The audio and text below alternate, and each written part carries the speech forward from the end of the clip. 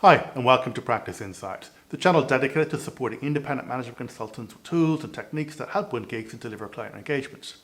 Our aim is to become a hub of valued resources for freelancers, interims and contractors by providing information on every aspect of consulting life, from setting up, finding work, delivering complex initiatives and preparing for your retirement. So make sure to check us out. So this video is part of our Consulting Essentials series, which provides short overviews of the most commonly used consulting tools. And the subject of today's video is the SWOT assessment. So let's break it down together.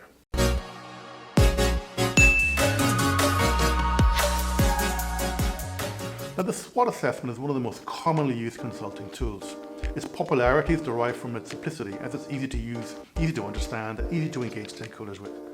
While initially conceived as a tool to help strategists distinguish between factors they could influence and those they could not when devising organizational strategies, today it's used much more ubiquitously across industries and provides a measure of structured analysis in any decision-making situation, provided the desired objective has been clearly defined. So what is the SWOT and how would you use it? Fundamentally, it's an information capture and analysis tool designed to organize your ideas. Its most common form is a simple 2x2 matrix with each quadrant focused on a key theme: strengths, weaknesses, opportunities, and threats, hence SWOT. Now, within the matrix, strengths and weaknesses are generally considered to be internal factors, meaning they have factors over which you may have some degree of influence or control, whereas opportunities and threats are regarded as external factors and you may have less control over these. Now, perhaps unsurprisingly, the first step in carrying out a SWOT analysis is to identify the strengths, weaknesses, opportunities, and threats that apply to the situation under analysis. So scanning your internal and external environments is therefore an important part of this process. So let's kick off with strengths. When analysing strengths, you are looking to identify those things your company or your project does well. These will vary enormously and can include things like assets, business capabilities and resources, things like market position, supply chain, and perhaps access to raw materials. Now, weaknesses are things that your company or your project does not do so well. Again, these will vary enormously and can include anything from excessive bureaucracy, customer complaints, stakeholder confidence levels, capability gaps, and skill shortages.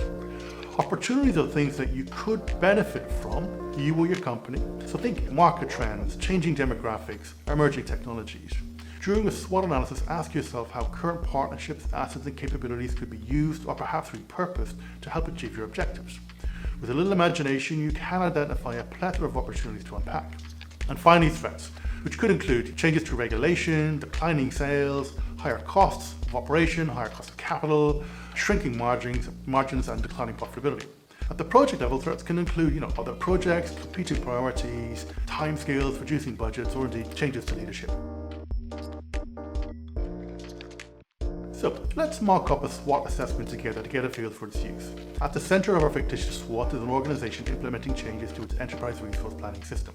These changes are critical as they will enable the business to achieve legislative compliance.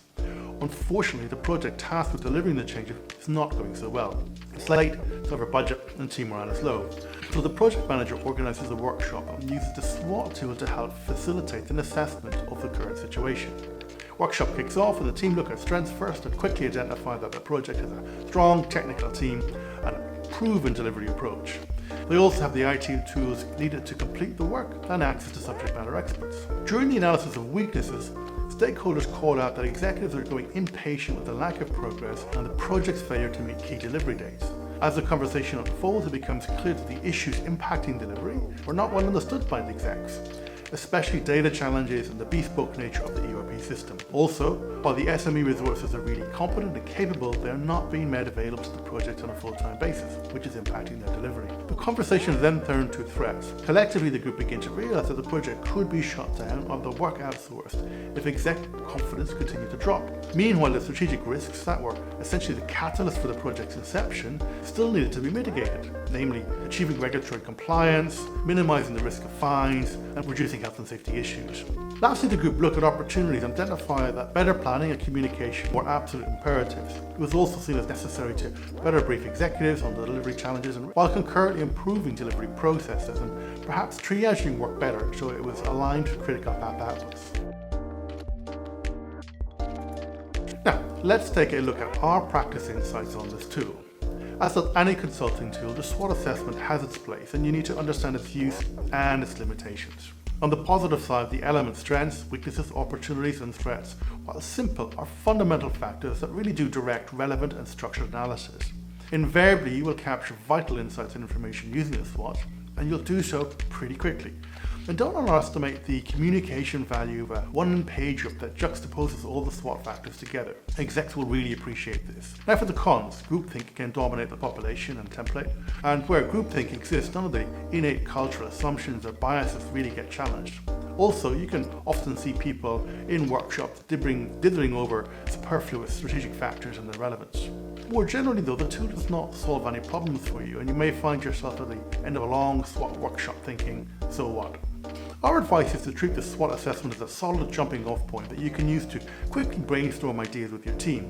Once your outline thinking is in place, you can use other tools and methods to flesh out the detail and develop viable strategic options and action plans. So let's use our mocked up example from earlier to see what we could do with the information the team captured during their workshop. Firstly, organize all the information captured into a simple matrix to help combine each of the strengths, weaknesses, opportunities and threats identified. Laying things out in this way can often help distinguish the urgent from the critical. Then identify and evaluate the actions needed based upon the SWOT analysis.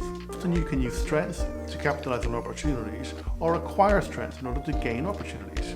So in this template, the SWOT analysis has been laid out so there are 4 areas of intersection. The purpose of this layout is to facilitate the identification of actions that cross-correlate directly to all the SWOT factors.